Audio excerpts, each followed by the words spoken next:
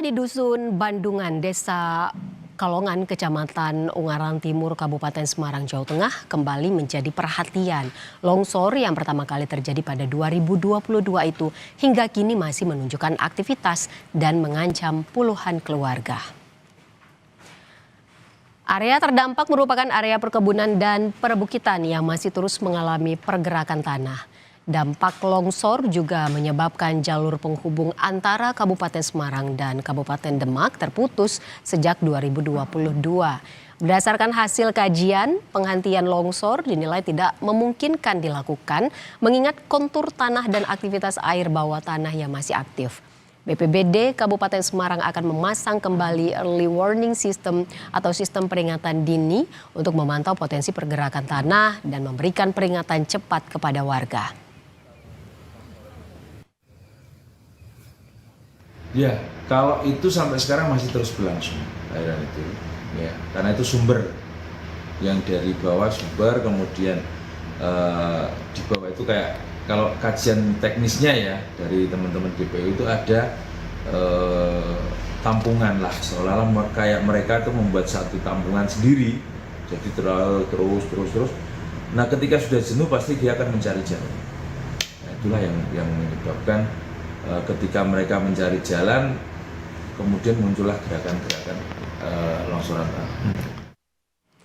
Potensi angin kencang yang terjadi secara tiba-tiba saat hujan berlangsung melanda Merauke, Papua Selatan dalam beberapa hari terakhir. Kecepatan angin diperkirakan sekitar 10 sampai 40 km per jam.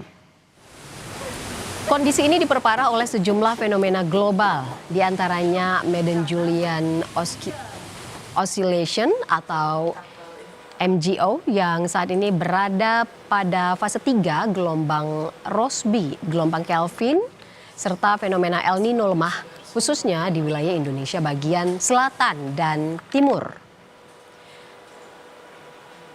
Dalam sepekan ke depan diperkirakan wilayah Merauke dan sekitarnya masih berpotensi turun hujan dengan intensitas ringan hingga sedang.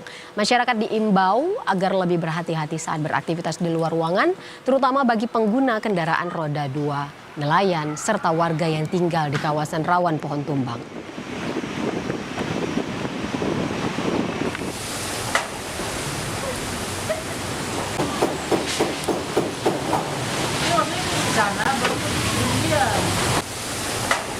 Adanya beberapa fenomena global yang mempengaruhi ini juga ditambah dengan faktor lokal di wilayah Papua Selatan memang cukup mendukung adanya pertemuan awan hujan dan aktivitas hujan.